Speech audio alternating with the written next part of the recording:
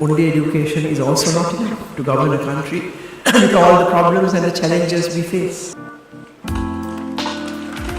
First, we would like to welcome you to this year's convocation of the BCIS, and then I would like to congratulate all of you young people who have achieved success in their exams, in the degree. I don't know what I can say now after those two erudite speeches. I have very little left to say. So I shall be brief. I would like to tell you that, as our executive director said, and also the Prime Minister, the BCIS was created with the vision of teaching and disseminating knowledge on international relations and global affairs. Sri Lanka, being a small insular island, realized some time ago that we have to connect with the world, that we have to inform ourselves about what is going on in the rest of the world, of how nations interact, how they formulate their foreign policies, how the big powers and why the big powers formulate certain foreign policies, how we should formulate ours. We have to know lots of things about the world. Not simply news about what is going on in the world, the wars, the peace processes, the conflict resolutions, the developments, the economic progress, social, cultural progress, technological process, but also how nations interact with each other, especially since the formation of formal international organizations at the beginning of the 20th century. The world created international organizations mainly, to my understanding, for the sake of maintaining good relations between nations in the world, maintaining peace and resolving possible conflicts or conflicts that arise, so that nations can progress peacefully towards their visions of development, of achieving greater progress economically, socially, culturally, and in every other way. Today, we stand at the threshold of a very dangerous chapter for the world. All the norms that were formulated, accepted, operated since the creation of first the Society of Nations and then the United Nations organization, the regional organizations, their related sub-organizations and all that.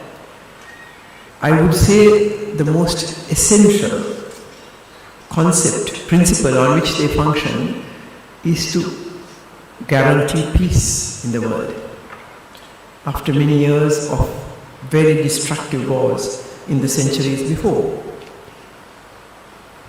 Today, having achieved much, we stand on the threshold of I don't know what, I fear to think. Some nations, even important, powerful ones, kicking all accepted norms of coexistence, of cooperation between nations, completely out of sight and acting in accordance with their narrow personal national interest, in their national interests. And the international organizations presently seem a bit powerless to handle this. Nations are beginning to question whether the UN is worth its while. Young people are asking these questions. So I think all of us, all of you here who obviously have an interest in international affairs and diplomacy, and the whole country, our entire nation, will have to think seriously, learn, study, international relations, perhaps with a different view to what we have done up to now, which is not just learning the history of international relations, the history of wars, and of course how the international organizations function, but the deeper reasons in a fast changing world, in a world which is now functioning from one person's office, perhaps it can function, through social media, through the internet, through artificial intelligence. How do we handle relations between countries?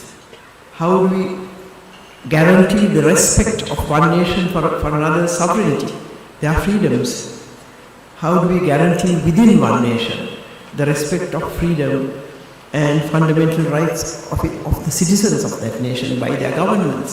We in Sri Lanka have had bad, very, very painful experience of certain periods of governance where those who governed us threw all those accepted norms out of the window.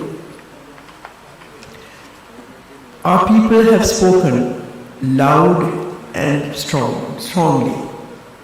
First, publicly through the Aragalaya, and now through two successive elections.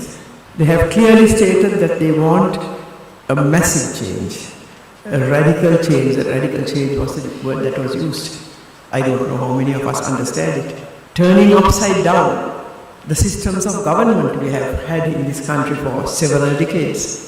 Completely changing the type of leaders we deign to call our leaders. Their ethics, their knowledge, their education. We have had for a long time parliaments full of people who had not even passed their O-levels. The majority of them had not even passed their O-levels. So, what kind of knowledge could we have expected from them? But I would hasten to add that only education is also not enough to govern a country with all the problems and the challenges we face. வீடியோக்களை miss பண்ணாமல் பார்க்க இன்றே short news YouTube சேனலை subscribe பண்ணுங்கள்.